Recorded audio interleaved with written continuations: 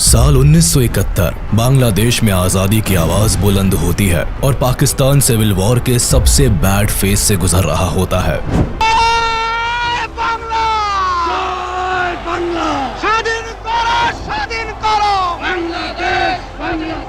Pakistani army और Bangladeshi revolutionaries के बीच एक तरफ बड़ा घमासान जारी रहता है, वहीं दूसरी तरफ बांग्लादेश खुद को एक अलग देश घोषित कर चुका होता है। इसी बीच 3 दिसंबर 1971 को भारत के खिलाफ पाकिस्तान ऑपरेशन चंगेज खान लॉन्च कर देता है।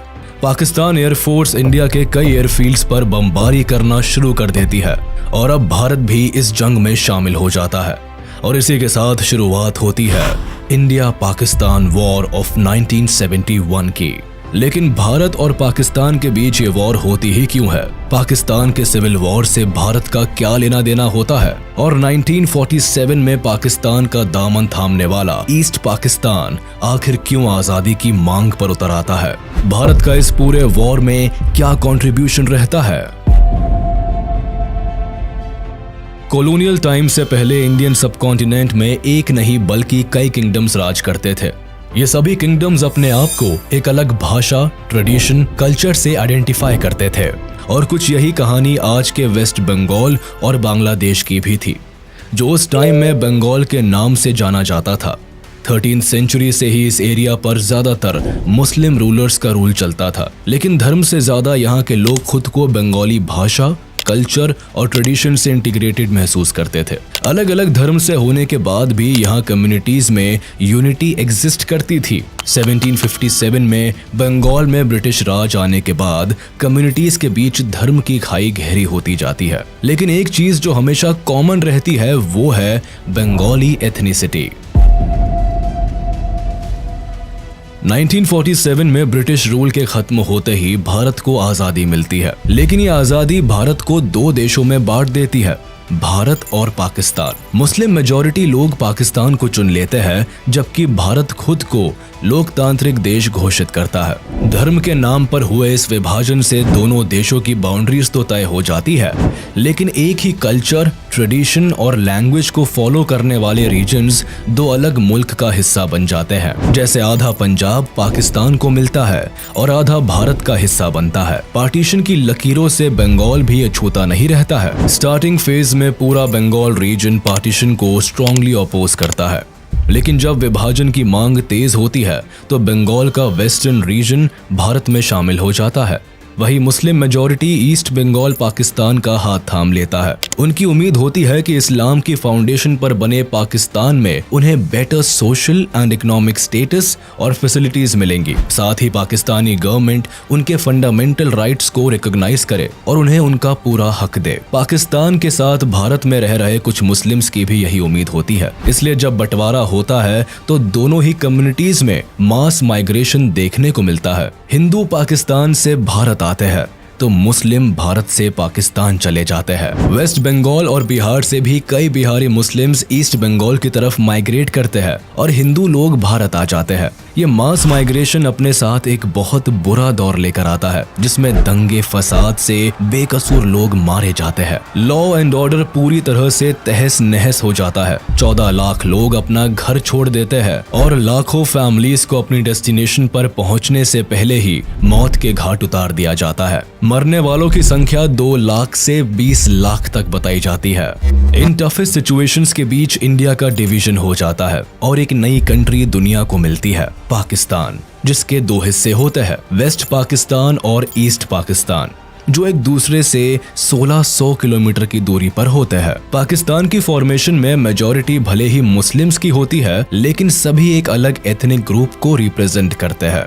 Majority of ethnic group Bengali Muslim की होती है, जो ईस्ट पाकिस्तान में रहते हैं, जबकि वेस्ट पाकिस्तान में पंजाबी, सिंधी, पख्तूनी और बलोची एथनिक ग्रुप की सुपीरियोरिटी रहती है। ऐसे में एक बड़ी आबादी होने के बाद भी बंगाली मुस्लिम्स को साइडलाइन कर दिया जाता है। पॉलिटिक्स से लेकर ब्यूरोक्रेसी, मिलिट्री और सभी पावरफुल पोजीशंस पर वेस्ट पाकिस्तान के एथनिक ग्रुप को रिप्रेजेंटेशन मिलती है। Specifically government related important decisions and work primarily west Pakistan में कॉन्सेंट्रेटेड रहते हैं। पाकिस्तान की पॉलिटिक्स में भी भी वेस्ट पाकिस्तान का इन्फ्लुएंस रहता है। 1947 में पाकिस्तान की शुरुआत भारत की तरह एक पार्लियामेंट्री डेमोक्रेसी से होती है, जिसमें प्राइम मिनिस्टर की कमान लियाकत अली खान संभालते हैं, जबकि मोहम्मद अली जिन्ना को पहला गवर्नर जनरल बनाया जाता है। अपने पहले ही टर्म में लियाकत सरकार को ईस्ट पाकिस्तान और वेस्ट पाकिस्तान को इफेक्टिवली गवर्न करने में कई परेशानियों का सामना करना पड़ता है, जो आने वाली सरकार को भी महसूस होती है। मैक्सिमम पावर सेंट्रल गवर्नमेंट में एक ही पोजीशन पर कॉन्सेंट्रेटेड होती है, जिसकी वजह से पाकिस्तान में पॉलिटिकल इंस्टेबिलिटी भी आने वाले सालों में देखने को मिलती है और ईस्ट पाकिस्तान को रिप्रेजेंटेशन का सही मौका नहीं मिल पाता है। 21 मार्च 1948 को मोहम्मद अली जिन्ना एक नया रूल लेकर आते हैं और उर्दू को पाकिस्तान की ऑफिशियल लैंग्वेज डिक्लेयर कर देते हैं। State language of Pakistan is going to be Urdu and no other language.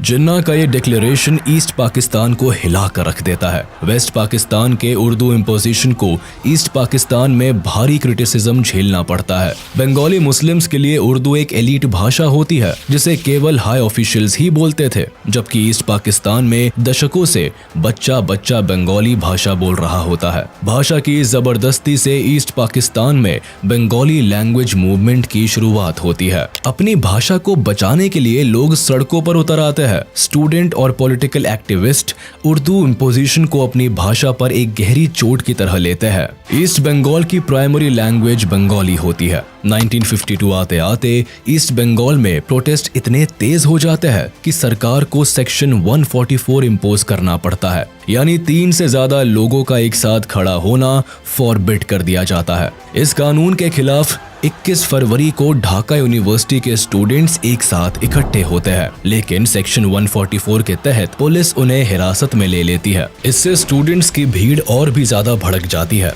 और student East Bengal legislative assembly में घुसने की कोशिश करते हैं। उन्हें रोकने के लिए पुलिस प्रदर्शनकारियों पर ओपन फायर करती है, जिसमें 5 लोगों की मौत हो जाती है। आगे चलकर ये दिन बांग्लादेश के इतिहास में अमर हो जाता है और आज भी इसी दिन को बांग्लादेश अपने लैंग्वेज मार्टर्स डे के तौर पर मनाता है। सरकार और बंगालियों का ये क्लैश इस कदर बढ़ जाता है कि 1956 में सरकार को बंगाली भाषा को ऑफिशियल स्टेटस और 1956 में स्टेट लैंग्वेज का दर्जा देना पड़ता है। ईस्ट पाकिस्तान में रह रहे लोगों की मांग तो पूरी हो जाती है, लेकिन सरकार के साथ इनकी नाराजगी खत्म नहीं होती, बल्कि ये घटना आग में घी का काम करती है। पाकिस्तान की फॉर्मेशन में मेजॉरिटी भले ही मुस्लिम्स की होती है, लेकिन सभी एक अलग एथनिक ग्रुप को रिप्रेजेंट करते हैं। पाकिस्तान में कई सरकारें बनती बिगड़ती है, कई बार मिलिट्री रूल भी देखने को मिलता है, लेकिन सरकार बनाने का मौका ईस्ट पाकिस्तान के लोगों के हाथ में कभी नहीं आता। उन्हें पॉलिटिकल रिप्रेजेंटेशन से तो दूर रखा ही जाता है, साथ ही ईस्ट पाकिस्तान के डेवलपमेंट पर भी ध्यान नहीं दिया जाता। 70% से भी ज्यादा नेशनल बजट वेस्ट पाकिस्तान के डेवलपमेंट पर लगाया जाता है, जबकि पाकिस्तान की आधी पॉपुलेशन ईस्ट पाकिस्तान में सेंटर्ड होती है। यही से पाकिस्तान को अपना 62% रेवेन्यू भी मिलता है। फिर भी इस हिस्से की ग्रोथ रेट 2.6% होती है, जबकि वेस्ट पाकिस्तान 4.4% की ग्रोथ से बढ़ता है। एक ही देश के दोनों हिस्सों में इस हद तक इकोनॉमिक डिस्क्रिमिनेशन होने से गवर्नमेंट और बंगाली लोगों के बीच की खाई गहरी होती चली जाती है। 1966 में मामला तब ज्यादा बिगड़ जाता है जब ईस्ट पाकिस्तान की अवामी लीग पार्टी सेंट्रल गवर्नमेंट के सामने इकोनॉमिक डेवलपमेंट को लेकर 6 पॉइंट की डिमांड उठाती है। पार्टी के लीडर शेख मुजीबुर रहमान इन डिमांड्स को पेश करते हैं, जिसमें साफ कहा जाता है कि ईस्ट पाकिस्तान को एक ग्रेटर ऑटोनॉमी बना दिया जाए, इसके रिसोर्सेज को यूज करने की पावर ईस्ट पाकिस्तान की सरकार के हाथ में दी जाए, यहाँ तक कि ईस्ट पाकिस्तान की अपनी एक अलग करेंसी हो, साथ ही वहां एक अलग रिजर्व बैंक स्टैब्लिश किया जाए। इसके अलावा ईस्ट पाकिस्तान को फॉरेन रिजर्व रखने की पावर भी दी जाए और इनके पास अपनी एक अलग डिफेंस फोर्स हो। अवामी लीग की ये डिमांड सत्ता में बैठी सरकार की जड़ें हिला देती है। इन पॉइंट से जाहिर होता है कि ईस्ट पाकिस्तान को इंडिपेंडेंट कंट्री बनाने की कोशिश की जा रही है। सरकार इन सभी पॉइंट्स को रिजेक्ट कर देती है और इन डिमांड्स को देश के खिलाफ बताती है। अवामी लीग भी इस फैसले से चुप नहीं बैठती और कंटिन्यूअस इस पर काम काम करती है। इसीलिए 1968 में सरकार अवामी लीग के लीडर शेख मुजीबुर रहमान और कई ऑफिशियल्स को देश के खिलाफ कॉन्स्पिरेसी रचने के इल्जाम में अरेस्ट कर लेती है। उस वक्त पाकिस्तान में जनरल अयूब खान की सरकार होती है और वो इल्जाम लगाते हैं कि अवामी लीग अगरतला में भारत सरकार के साथ मिलकर एक आजाद देश बनाने की साजिश कर रही है। लेकिन उनके ये सभी चार्जेस ईस्ट पाकिस्तान में काम नहीं करते, क्योंकि तब तक शेख मुजीबुर अवाम के बीच एक पॉपुलर लीडर बन चुके होते हैं। यह बंगाली अवाम के लिए उनकी आवाज बन चुके होते हैं। लोग अपने सुनहरे भविष्य की उम्मीद अवामी लीग से लगाकर रखते हैं। इसीलिए जब शेख मुजीबुर के अरेस्ट की खबर ईस्ट पाकिस्तान की जनता को मिलती है तो लोग सड़कों पर उतर आते हैं, जगह जगह प्रोटेस्ट होने लगते हैं। लोगों में इस कदर गुस्सा भरा होता है कि सरकार को मजबूरन घुटने टेकने पड़ते हैं। 22 फेब 1969 को शेख मुजीबुर को रिहा कर दिया जाता है, लेकिन ईस्ट पाकिस्तान में प्रोटेस्ट इस कदर बढ़ जाते हैं कि जनरल अयूब खान को रिजाइन करना पड़ता है। इसके बाद प्रेसिडेंट का पद संभालते हैं जनरल याह्या खान, जो 1970 में पाकिस्तान में पहली बार जनरल इलेक्शन कराते हैं। Elections will take place. I have left this decision to the Chief Election Commissioner. Pakistani government इस गुमान में होती है कि majority of seats West Pakistan की पॉलिटिकल पार्टीज के हाथ आएगी, लेकिन जब रिजल्ट आता है तो पाकिस्तानी सरकार की नींव हिल जाती है। अवामी लीग को जनरल इलेक्शंस में भारी मतों से जीत मिलती है। 313 में से 167 सीट्स अवामी लीग को मिलती है, लेकिन वो ये सभी सीट्स ईस्ट पाकिस्तान में हासिल करते हैं, जबकि वेस्ट पाकिस्तान में एक भी सीट पर अवामी लीग की जीत नहीं होती। कुछ यही हाल वेस्ट पाकिस्तान की पाकिस्तान पीपल पार्टी का भी होता है, जिसे वेस्ट पाकिस्तान में 86 सीट्स मिलती है और ईस्ट पाकिस्तान में 0। अवामी लीग को पाकिस्तान में सरकार बनाने का अधिकार तो मिल जाता है, लेकिन ये वेस्ट पाकिस्तान की पॉलिटिकल पार्टीज को जरा भी रास नहीं आता। इसीलिए याह्या खान और PPP leader Zulfikar Ali Bhutto military officials के साथ मिलकर नेशनल असेंबली को कैंसिल करने का प्लान बनाते हैं। 1 मार्च 1971 को प्लान के according Yahya Khan national assembly को कैंसिल कर देते हैं। ईस्ट पाकिस्तान की आवाम इस नाइंसाफी के खिलाफ आवाज उठाने से पीछे नहीं रहती। डेमोक्रेसी का ऐसा मजाक बनता देख लोग प्रोटेस्ट कर देते हैं। पहली बार ईस्ट पाकिस्तान में आजादी के नारे लगते हैं। सभी लोग साथ मिलकर एक नए देश की मांग करते हैं और बांग्लादेश नाम दुनिया के सामने आता है। अवामी लीग पार्टी भी अपनी आवाज बुलंद करती है और शेख मुजीबुर जनता के सपोर्ट में उतर आते हैं।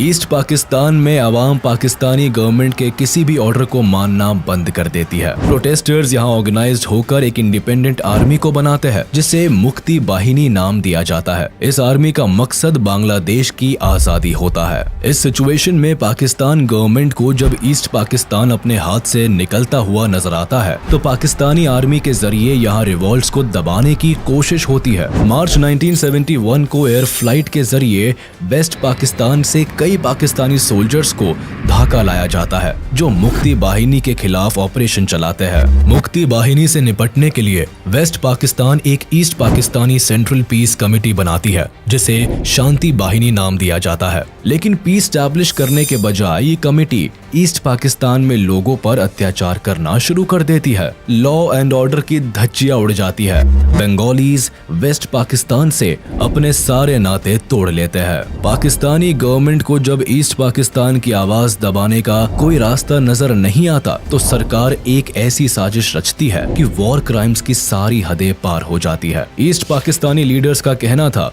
कि वेस्ट पाकिस्तान उनके 6 पॉइंट मूवमेंट को मान ले, जिसके बाद वो सब हार्मनी के साथ रह सकते हैं। लेकिन पाकिस्तानी आर्मी को ये बात मंजूर नहीं होती। 25 मार्च 1971 को पाकिस्तानी आर्मी ईस्ट पाकिस्तान में एक खतरनाक जेनोसाइड प्लान करती है, जिसे ऑपरेशन सर्च लाइट नाम दिया जाता है। इसका मकसद बांग्लादेश की आजादी की मांग करने वाले सभी रेवोल्यूशनरीज को टारगेट करना होता है। साथ ही उन लोगों को भी मौत के घाट उतारना होता है जो अलग देश की मांग कर रहे होते हैं। कहने को तो ये पाकिस्तानी आर्मी का एक अभियान होता है, लेकिन सही मायनों में ये एक वॉर क्राइम का एक्ट साबित होता है, जिसका मकसद ईस्ट पाकिस्तान में जेनोसाइड और पब्लिक मैसेकर को अंजाम देना होता है।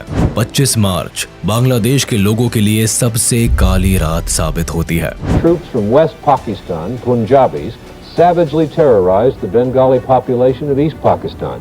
Perhaps 1 million people died.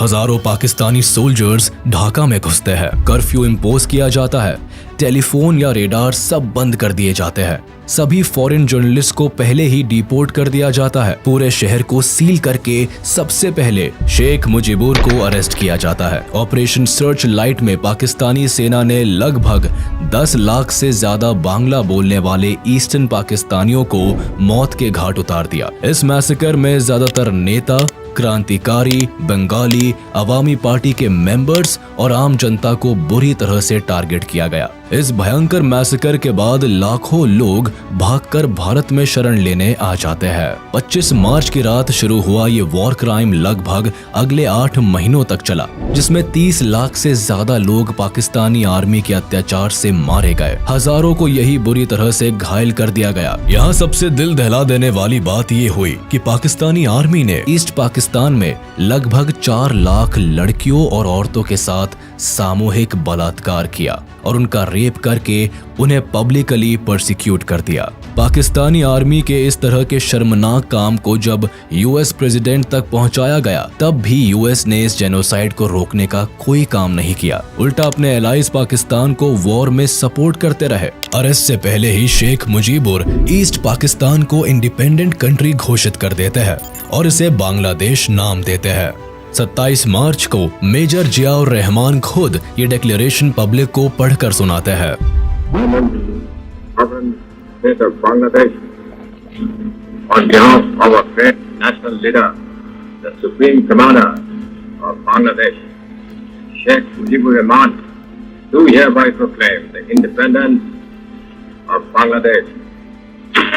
Bangladesh को आजाद देश घोषित कर दिया जाता है, लेकिन यह आजादी इतनी भी आसान नहीं होती। मेजर शहरों को अपने कंट्रोल में लेने के लिए एक ही रात में 7,000 इनोसेंट बंगाली लोगों को मौत के घाट उतार दिया जाता है। इस मैसेकर में एक ही हफ्ते के अंदर 3 लाख से भी ज्यादा बंगाली लोगों का कत्लेआम कर दिया जाता है, लाखों औरतों का रेप किया जाता है। पाकिस्तानी आर्मी अपने ही देश के लोगों को इस कदर टॉर्चर करती है कि डरकर 10 मिलियन से भी ज्यादा लोग बांग्लादेश छोड़कर भारत में घुस आते हैं। कुछ ही दिनों में लोग अपना घर परिवार सब कुछ खो बैठते हैं। भारत पहले से बांग्लादेश की सिचुएशन पर नजर रख रहा होता है, लेकिन जब लाखों की संख्या में रेफ्यूजीज धीरे धीरे भारत की तरफ आते हैं, तो भारत की मुश्किलें भी बढ़ जाती है। भारत भी इस कॉन्फ्लिक्ट का हिस्सा बन जाता है। इसीलिए भारत सरकार अवामी पार्टी के कई लीडर्स को अपने देश में शरण देती है। 10 अप्रैल 1971 को अवामी लीडर्स कोलकाता में ही people republic of Bangladesh government को बनाते हैं। शेख मुजीबुर रहमान को बांग्लादेश का प्रेसिडेंट चुन लिया जाता है, जबकि तजुद्दीन अहमद को प्राइम मिनिस्टर बनाया जाता है। लेकिन भारत की असल समस्या 10 मिलियन रेफ्यूजीज को लेकर होती है। आखिर इतने बड़ी संख्या को सर्व करना भारत के लिए मुश्किल होता है। रेफ्यूजीज के आने जाने से भारत पर एक बड़ा इकोनॉमी बर्डन पड़ता है। साथ ही बांग्लादेश में चल रहा जेनोसाइड भी भारत सरकार के लिए कंसर्न बनता जा रहा था। इसीलिए इंदिरा गांधी फैसला लेती है कि बांग्लादेश की आजादी की इस लड़ाई में भारत भी शामिल होगा। 28 अप्रैल 1971 प्रधानमंत्री Indira Gandhi chief of army staff general Sam Manekshaw से बांग्लादेश की सिचुएशन डिस्कस करती है और उन्हें कहती है कि वो जंग की तैयारी करे। लेकिन मानेकशॉ वॉर चैलेंजेस को बताते हुए इतनी जल्दी वॉर पर जाने को अवॉइड करते हैं। वो बताते हैं कि मॉनसून के मंथ में बांग्लादेश में बाढ़ की स्थिति पैदा हो जाती है और ऐसी सिचुएशन में लड़कर जीत हासिल करना मुश्किल हो सकता है। इसीलिए वॉर का राइट टाइम नवंबर दिसंबर की विंटर्स रखा जाता है। प्रधानमंत्री जनरल्स को पूरी आजादी देती है कि वो जब चाहे तब ऑपरेशन स्टार्ट कर सकते हैं। हम हर तरह से मुक्ति वाहिनी की सहायता करेंगे, बांग्लादेश के लोगों की मदद करेंगे। इंडियन आर्मी अपने काम की शुरुआत मुक्ति बाहिनी को ट्रेनिंग देने से शुरू करती है। सैम मानेकशॉ की लीडरशिप में इंडियन आर्मी मुक्ति बाहिनी को गोरिल्ला वॉरफेयर के लिए ट्रेन करती है। उन्हें हर एक टैक्टिक और स्ट्रेटेजी सिखाई जाती है जिससे वो पाकिस्तानी आर्मी पर भारी पड़ सके। साथ ही भारत की तरफ से वेपन्स की सप्लाई भी मुक्ति बाहिनी को दी जाती है। भारत अब तक इनडायरेक्टली ही इस युद्ध का हिस्सा होता है। रियलिटी में पाकिस्तान और भारत के बीच अब तक कोई क्लैश नहीं होता। 3 दिसंबर 1971 को सिचुएशन तब बदल जाती है जब पाकिस्तान ऑपरेशन चंगेज खान को लॉन्च कर देता है और ये उसकी सबसे बड़ी भूल साबित होती है। वो भारत के 11 एयरफील्ड्स को निशाना बनाता है। अमृतसर, आगरा, पठानकोट, जोधपुर, श्रीनगर, अंबाला जैसे 11 एयरफील्ड्स को टारगेट किया जाता है। रेडार स्टेशन को डिस्ट्रॉय करने की कोशिश की जाती है। पाकिस्तान की तरफ से जंग का बिगुल बज चुका होता है और उसी शाम इंदिरा गांधी भी रेडियो मैसेज देकर जनता को इसकी जानकारी देती है। कुछ ही घंटे पहले करीब 5:30 बजे शाम के 3 दिसंबर पाकिस्तान ने हमारे ऊपर एक हमला किया। पाकिस्तानी हवाई जहाजों ने हमारे अमृतसर, पठानकोट, श्रीनगर, अवंतीपुर, उत्तरलाई, जोधपुर, अंबाला और आगरे के हवाई अड्डों पर बमबाजी की। पश्चिमी पाकिस्तान की लड़ाई थी, वो लड़ाई भारत पर भी आ गई है। इस चुनौती का सामना जोरों से करना है। मुझे जरा भी संदेह नहीं है कि विजयी भारत की जनता की, भारत की बहादुर सेना की होगी। पाकिस्तान का मकसद भले ही भारत के एयरफील्ड को तबाह कर इंडियन एयरफोर्स को वॉर से बाहर रखने का होता है, लेकिन लकीली इनके निशाने सटीक नहीं बैठते और इंडियन एयरफोर्स तुरंत ही सतर्क हो जाती है और इन्हीं रनवेज से AIF अपने टारगेट संभाल लेती है और पाकिस्तानी आर्मी को मुंह तोड़ जवाब देने को तैयार हो जाती है। पाकिस्तान इंडियन एयरबेस को नुकसान पहुंचाने से भले ही चूक जाती है, लेकिन इंडियन एयरफोर्स जब एयर स्ट्राइक पर उतरती है तो पाकिस्तान के कई रनवे को तबाह करके ही दम लेती है। मुरिद, मियानवाली, सरगोधा, चांडलर, रिसलवाला वेस्ट पाकिस्तान के कुछ जरूरी एयर बेसेस होते हैं जिन्हें इंडियन एयरफोर्स बुरी तरह डैमेज कर देती है। वेस्ट पाकिस्तान के रनवेज की हालत इतनी खराब हो जाती है कि कई दिनों तक वह वॉर के लिए कुछ एयर बेसेस को यूज नहीं कर पाते। कुछ यही हाल इंडियन आर्मी ईस्ट पाकिस्तान के एयर बेसेस का भी करती है, जहां 2 दिन के अंदर ही चिट्टागोंग, जेसोर और कुर्मितोला एयर बेसेस को तबाह कर देती है। 4 दिसंबर को इंडियन नेवी भी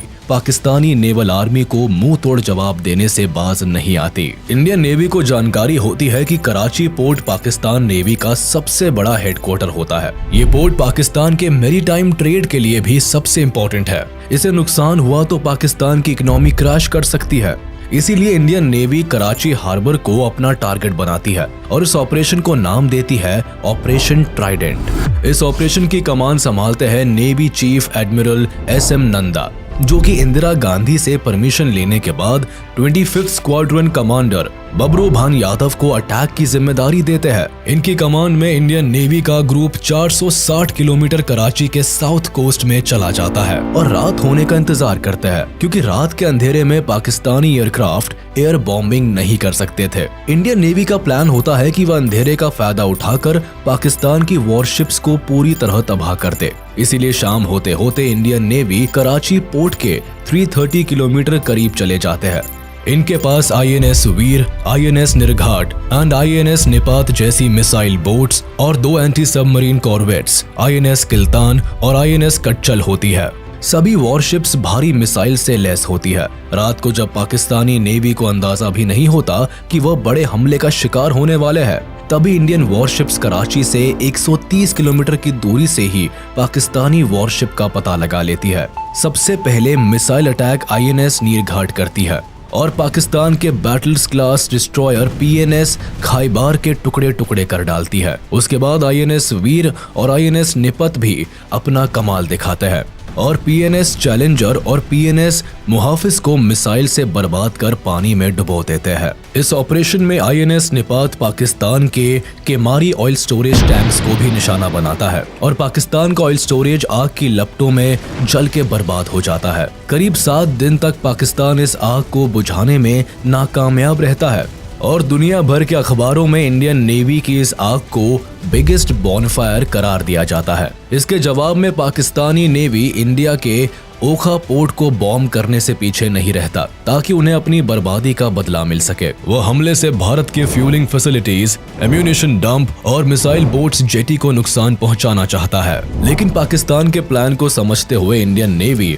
अपनी मिसाइल बोट्स को पहले ही ओखा पोर्ट से हटा देता है और यहाँ भी पाकिस्तान के हाथ केवल हार ही आती है। इंडियन नेवी का ये पहला ऑपरेशन होता है जिसमें एंटी मिसाइल्स का इस्तेमाल किया जाता है और आज के दिन इस दिवस को इंडियन नेवी डे के रूप में मनाया जाता है। इसके अलावा पाकिस्तानी नेवी को इस वॉर में सबसे ज्यादा डर INS विक्रांत का भी होता है। उन्हें ये जानकारी होती है कि INS विक्रांत जंग की तस्वीर पलट कर रख सकता है। क्योंकि INS विक्रांत शान से बे ऑफ बंगाल के रास्ते ईस्ट पाकिस्तान पर एयरफोर्स को कैरी किए हुए ऑलरेडी एक्टिव था, इसलिए पाकिस्तानी आर्मी इसे बर्बाद करने के लिए PNS गाजी को इस रूट में भेजती है।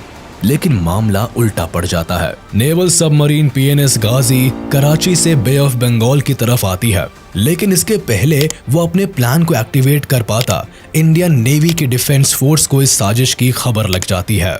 भारत भी चौकन्ना हो जाता है। यहाँ PNS गाजी को चकमा देने के लिए विशाखापट्टनम पर INS राजपूत को एक्टिव कर दिया जाता है और ऐसा जताया जाता है कि विशाखापट्टनम पोर्ट पर INS विक्रांत खड़ा है। पाकिस्तानी नेवी को गुमराह करने के लिए INS विक्रांत के कॉल साइन का यूज किया जाता है। साथ ही INS राजपूत से भी सिग्नल्स भेजे जाते हैं। अपने मिशन को अंजाम देने के लिए PNS गाजी जैसे ही विशाखापट्टनम पोर्ट पर पहुंचता है, तभी INS राजपूत 2 डेप्थ चार्जर्स से PNS गाजी सबमरीन पर हमला करता है। PNS गाजी इस पूरे मामले को समझता और रिट्रीट करता, तब तक INS राजपूत ने हमले शुरू कर दिए और इस तरह PNS गाजी पाकिस्तान के मंसूबों के साथ ही डूब जाता है। 4 दिसंबर की रात को पाकिस्तान राजस्थान के लोंगेवाला पोस्ट से भारत पर हमला करता है।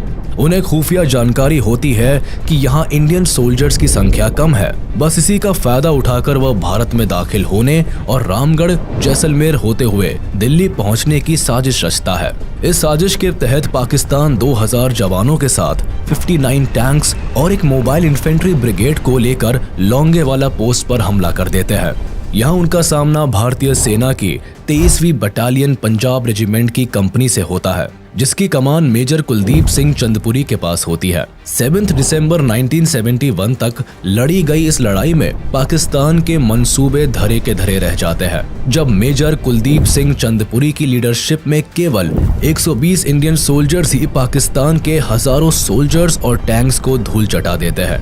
लोंगेवाला में भारतीय सैनिक एक ऊंचे रेत के टीले को अपने कब्जे में ले लेते हैं और इस ऊंचाई का फायदा उठाकर अपनी स्ट्रैटेजी बनाते हैं। कुलदीप सिंह चंदपुरी को पता होता है कि सुबह होने तक उन्हें कोई हवाई मदद नहीं मिल सकती, इसीलिए वह सुबह तक पाकिस्तानी आर्मी को उलझा कर रखने की स्ट्रैटेजी बनाते हैं। हालांकि पाकिस्तान से फायरिंग पहले स्टार्ट होती है, लेकिन आगे वह बढ़ते हुए पाकिस्तानी टैंक चारों तरफ लगे कटीले तारों को देखकर रुक जाते हैं।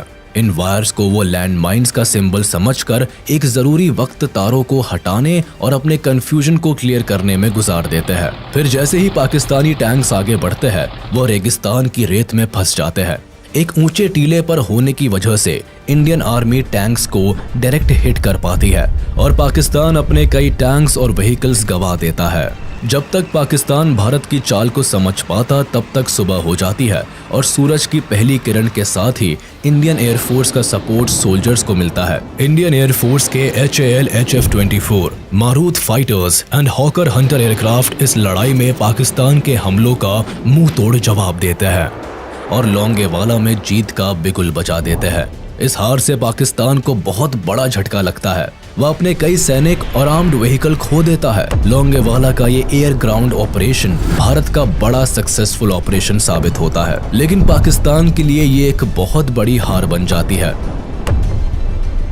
1971 के इस वॉर में भारत ने पाकिस्तान से लगभग 3600 स्क्वायर किलोमीटर्स का हिस्सा छीन लिया। पाकिस्तान से निपटने के लिए भारत की मिलिट्री पावर और स्ट्रेटेजी पाकिस्तान से कहीं ज्यादा बेहतर होती है। भारत के जनरल वेस्ट पाकिस्तान में एक डिफेंसिव वॉर स्ट्रेटेजी का इस्तेमाल करते हैं, यानी वेस्ट हिस्से में अटैक के बजाय मिलिट्री डिफेंस पर वर्क करती है, जबकि ईस्ट पाकिस्तान में Indian military aggressively attack strategy का इस्तेमाल करती है। सोल्जर्स को लड़ने के लिए फील्ड पर भेजा जाता है और इंडियन आर्मी पाकिस्तानी सोल्जर्स पर भारी पड़ती है। इंडियन डिफेंस की नेवी, एयर और मिलिट्री का कोऑर्डिनेटेड अटैक पाकिस्तान के होश उड़ा देता है। ऑपरेशन ट्राइडेंट में मिली अपार सफलता के बाद एक तरफ जहां कराची पोर्ट पर सिक्योरिटी बढ़ा दी जाती है, वहीं पाकिस्तान को समंदर में इंडियन शिप्स की एक बड़ी प्रेजेंस की खबर लग जाती है। उन्हें लगता है कि भारत फिर एक बड़े हमले की तैयारी कर रहा है, इसीलिए पाकिस्तानी वॉरशिप्स मर्चेंट शिपिंग के साथ मिलकर इंडियन नेवी को मात देने का प्लान बनाते हैं। अब इसी प्लान को फेल करने के लिए इंडियन नेवी एक फॉलो अप प्लान बनाती है, जिसका कोड नेम ऑपरेशन पायथन दिया जाता है। 8 दिसंबर को पाकिस्तान की चालों को नाकाम करने के लिए भारत की मिसाइल बोट्स INS विनाश, INS तलवार और INS त्रिशूल को कराची के साउथ में मनोरा पेनिनसुला की तरफ भेजा जाता है। इस दौरान ये मिसाइल बोट्स न केवल पाकिस्तानी पेट्रोल वेसल को टारगेट करते हैं, बल्कि 11 बजे के करीब INS विनाश अपनी 4 मिसाइल से केमारी ऑयल फार्म को टारगेट करता है। इस अटैक से पाकिस्तान का बचा कुचा केमारी ऑयल स्टोरेज भी तबाह हो जाता है। साथ ही Panamanian fuel tanker SS gulf star को भी भारी नुकसान पहुंचता है। INS विनाश पाकिस्तान के नेवी फ्लीट टैंकर PNS डक्का को बुरी तरह ध्वस्त कर देता है। इस हमले से कराची की 50% ऑयल रिक्वायरमेंट धुआं हो जाती है। पाकिस्तान की अर्थव्यवस्था को एक बड़ा झटका लगता है और एक ही रात में पाकिस्तान को लगभग $3 बिलियन का नुकसान उठाना पड़ता है। इस अटैक में भारतीय नेवी को तो कोई नुकसान नहीं पहुंचता, लेकिन पाकिस्तान को केवल आसमान ही नहीं बल्कि समंदर से भी एक बड़ी हार का सामना करना पड़ता है। वॉर में अपनी डूबती नैया को किनारे लगाने के लिए पाकिस्तान UN के पास पहुंचता है और अपील करता है कि भारत को इस वॉर से बाहर रहने के लिए कहा जाए। 4 दिसंबर को जहां एक तरफ पाकिस्तान भारत पर अटैक करता है, वहीं साइमल्टेनियसली यूनाइटेड नेशंस की सिक्योरिटी काउंसिल असेंबल होती है। एक लंबे डिस्कशन में अमेरिका सीधे पाकिस्तान के समर्थन में कूद जाता है। US, चाइना और UK मिलकर भारत को सीज फायर करने के लिए कहते हैं और दबाव बनाया जाता है कि भारत अपनी आर्मी को बांग्लादेश से वापस बुला ले। लेकिन यहाँ भारत के समर्थन में सोवियत यूनियन आगे आता है और 2 बार इस रेजोल्यूशन को वीटो कर देता है। इसकी वजह 9 अगस्त 1971 में भारत और सोवियत यूनियन के बीच साइन हुई पीस एंड फ्रेंडशिप ट्रीटी भी होती है, जो भारत और सोवियत यूनियन के बीच दोस्ती की नींव रखती है। और इस दोस्ती को गहरा होने का मौका तब मिलता है जब बांग्लादेश लिबरेशन वॉर में सोवियत यूनियन न केवल पॉलिटिकली बल्कि मिलिट्री पावर से भी भारत की मदद करता है। इंडिया ने बांग्लादेश को एक इंडिपेंडेंट कंट्री मान लिया।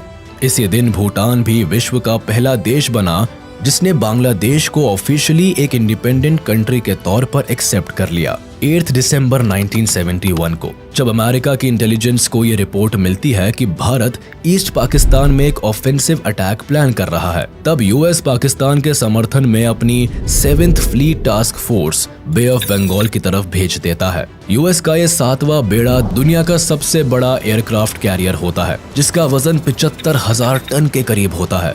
करीब 70 फाइटर एयरक्राफ्ट को कैरी करने वाला ये शिप न्यूक्लियर पावर्ड से लेस होता है। जाहिर था कि भारत की नेवल पावर से ये कहीं ज्यादा ताकतवर होता है और उसके सामने भारत के INS विक्रांत की फाइटर एयरक्राफ्ट की क्षमता केवल 20 एयरक्राफ्ट की होती है। पाकिस्तान को अब ये वॉर अपने हक में दिखाई देने लगती है। उसे लगता है कि अमेरिका के समर्थन से उसकी जीत पक्की है। वहीं भारत पर प्रेशर होता है कि अमेरिका की नेवल शिप से उलझने के बजाय पीछे हट जाए।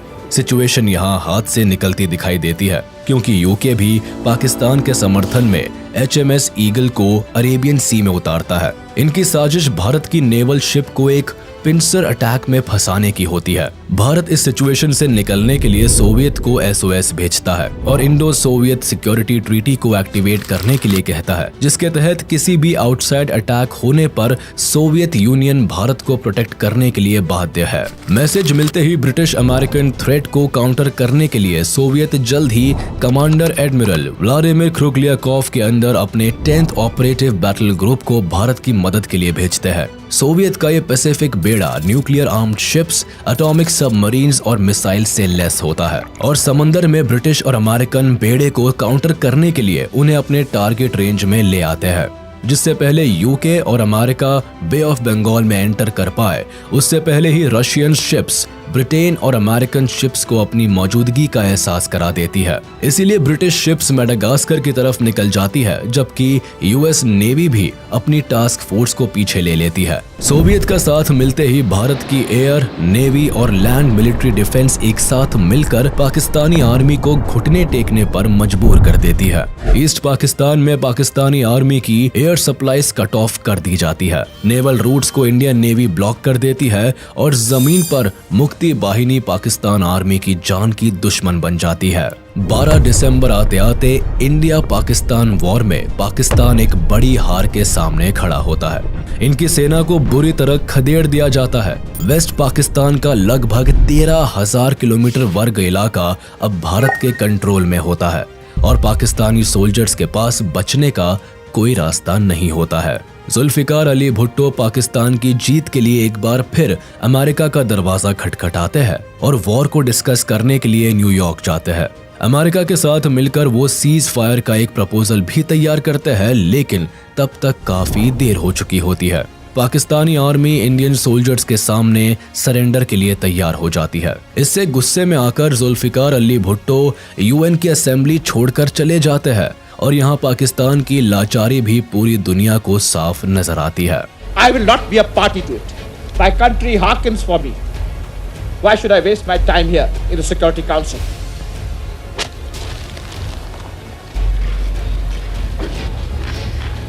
Major general JFR Jacob lieutenant general AAK Niazi के सामने इंस्ट्रूमेंट ऑफ सरेंडर का प्रपोजल रखते हैं, तो लेफ्टिनेंट जनरल AAK नियाजी इसे साइन करने से इनकार कर देते हैं। लेकिन मेजर जनरल जेकब उन्हें ये कहकर 30 मिनट का सोचने का समय देते हैं कि अगर ये इंस्ट्रूमेंट साइन नहीं हुआ तो पाकिस्तानी आर्मी के 1 लाख से भी ज्यादा सोल्जर्स की मौत के जिम्मेदार वो होंगे और मुक्ति बाहिनी को रोकने के लिए भारत आगे नहीं आएगा। 16 दिसंबर 1971 को ढाका में पाकिस्तानी आर्मी के 93,000 सोल्जर्स इंडियन आर्मी के सामने सरेंडर कर देते हैं। सभी अपनी बंदूक इंडियन आर्मी के सामने झुका देते हैं। वर्ल्ड वॉर 2 के बाद ये दुनिया का सबसे बड़ा सरेंडर होता है, जहां लगभग 1 लाख से ज्यादा सोल्जर्स इंडियन आर्मी के सामने सर झुकाए खड़े होते हैं। लेफ्टिनेंट जनरल AAK नियाजी बिना किसी रेजिस्टेंस के इंस्ट्रूमेंट ऑफ सरेंडर को साइन कर देते हैं। उनके चेहरे पर शर्म और लाचारी साफ झलकती दिखाई देती है और वो इस पूरी घटना के दौरान शर्म से अपना चेहरा झुका लेते हैं। पाकिस्तान की वॉर में हार के साथ ही वेस्ट पाकिस्तान में सरकार गिर जाती है। भारत की ये जीत पाकिस्तान के इतिहास में काला धब्बा बन जाती है। इस जीत से जहां भारत की डिफेंस फोर्स अपना लोहा मनवाती है, वही बांग्लादेश को उनकी आजादी मिलती है। इंदिरा गांधी बांग्लादेश को इस जीत की बधाई देती है। शेख मुजीबुर रहमान को भी रिहा कर दिया जाता है और वह आजाद बांग्लादेश के पहले प्रेसिडेंट बनते हैं। लेकिन बांग्लादेश को अपनी इस आजादी की एक बहुत बड़ी कीमत चुकानी पड़ती है। कई बच्चे, जवान और इंटेलेक्चुअल्स को आजादी की इस लड़ाई में अपना सब कुछ कुर्बान करना पड़ता है। 1972 में भारत और पाकिस्तान के बीच शिमला एग्रीमेंट साइन किया जाता है, जिसके तहत पाकिस्तान भी बांग्लादेश को एज अ कंट्री रिकॉग्नाइज कर लेता है। इसके बदले भारत पाकिस्तान की 13,000 स्क्वायर किलोमीटर की जमीन जो भारत के कब्जे में होती है, उसे पाकिस्तान को लौटा देता है और 93,000 वॉर प्रिजनर्स को भी लौटा देता है। इसी के साथ भारत जीत का एक नया इतिहास लिखता है। 1974 में UN भी बांग्लादेश को एक इंडिपेंडेंट कंट्री रिकॉग्नाइज कर लेता है।